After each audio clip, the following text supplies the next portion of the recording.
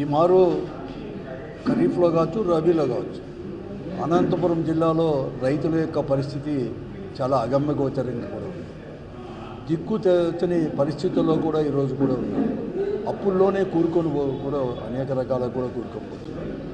పండించిన పంటకు ధాన్యం కావచ్చు, లేకుంటే వేరుశనగ కావచ్చు, లేకుంటే మొక్కజొన్న కావచ్చు, ఏ పంట పండించినా కూడా దానికి గిట్టుబాటు ధర అనేది కూడా ఎక్కడ కాలేదు.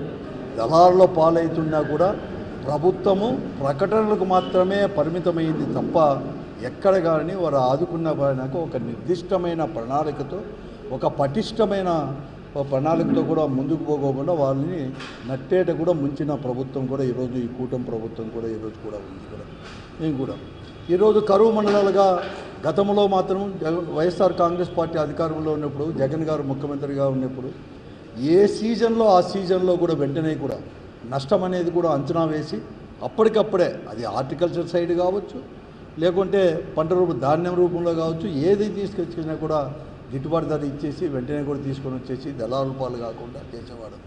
మేము కూడా అలా చేస్తారని చెప్పి అనుకున్నాం. కానీ రెండు కూడా ఖరీఫ్ కావచ్చు, రబీ కావచ్చు, రెండు పరిస్థితుల్లో కూడా అలాగే కూడా ఉంది.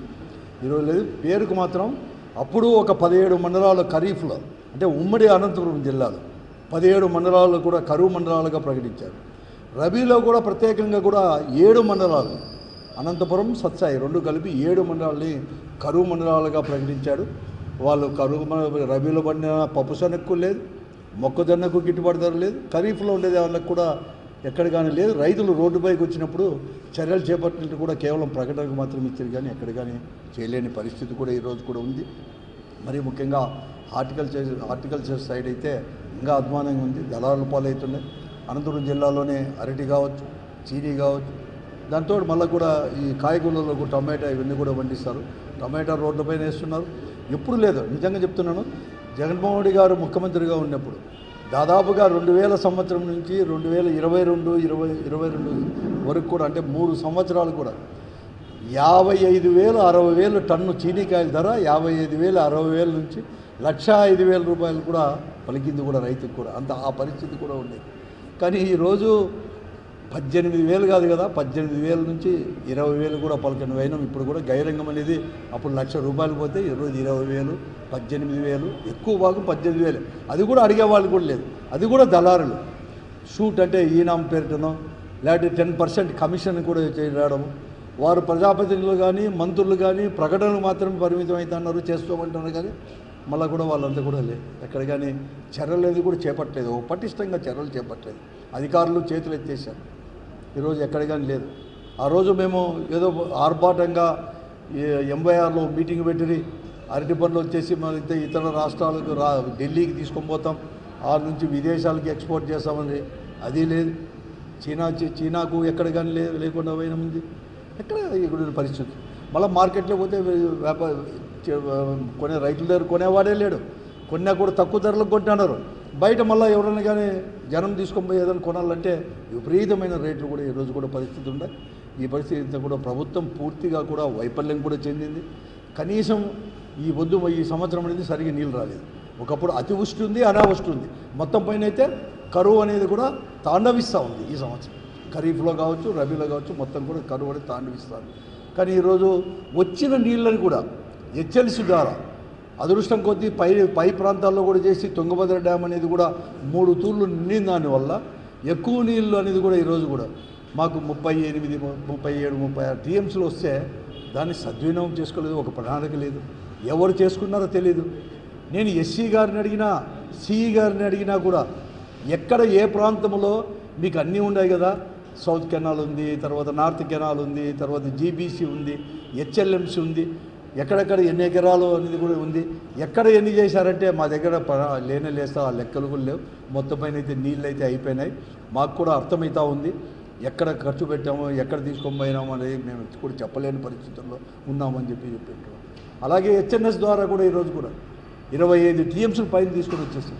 ఎక్కడ కానీ లేదు, ఎక్కడ కానీ పటిష్టంగా ఉపయోగించుకోలేదు.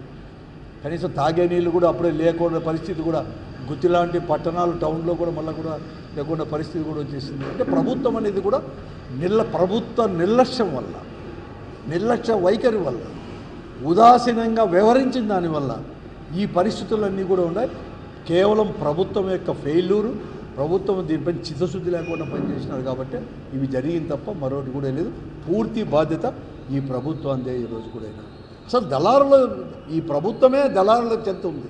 దళారులకు ఒక కంచె కాస్తున్న పరిస్థితి కూడా ఈరోజు కూడా ఉంది. దళారులకే ఎంకరేజ్ చేస్తున్నారు ఈ పరిస్థితి.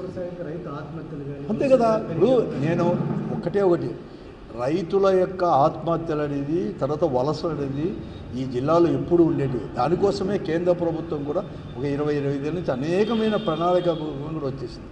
కానీ కరోనా తర్వాత రైతుల యొక్క ఆత్మహత్యలు తగ్గేదే కాకుండా తర్వాత అంటే నేను చెప్పేది ఏమంటే మనం తీసుకున్న జగన్మోహన్ రెడ్డి గారు తీసుకున్న చర్యల వలన రైతుకు కూడా ఒక ఆత్మస్థైర్యం పెరిగి ఆత్మహత్యలు తగ్గినాయి. తర్వాత వలసలు అనేది కూడా లేకుండా పోయినాయి. మరొక మారు ఈ జిల్లాలో వాళ్ళు పునరావృతమవుతా ఉంది. గతంలో ఎప్పుడో పోయితే మళ్ళీ వలసలు అనేది కూడా ప్రారంభమవుతాయి పనులు లేకోకుండా. ఈరోజు ఉపాధి హామీ కూడా రైతుల కూలీల కోసం ఏదైతే తీసుకొచ్చారో దాన్ని ఇంప్లిమెంట్ చేసేదాంట్లో కూడా పూర్తిగా కూడా రైతు కూలీల కోసమే ఉపాధి హామీ తీసుకొచ్చింది, వేరే కూలీల కోసం కాదు. దాన్ని ఇంప్లిమెంట్ చేసేదాంట్లో కూడా పోయినా కానీ రైతు కూలీలు, వలసలు, రైతులు ఆత్మస్థైర్యం పోగొట్టుకొని ఆత్మహత్యలు చేసుకునే పరిస్థితి ఈ ప్రభుత్వమే కల్పించిన దాంట్లో ఏమాత్రం కూడా అనుమానం కూడా లేదు.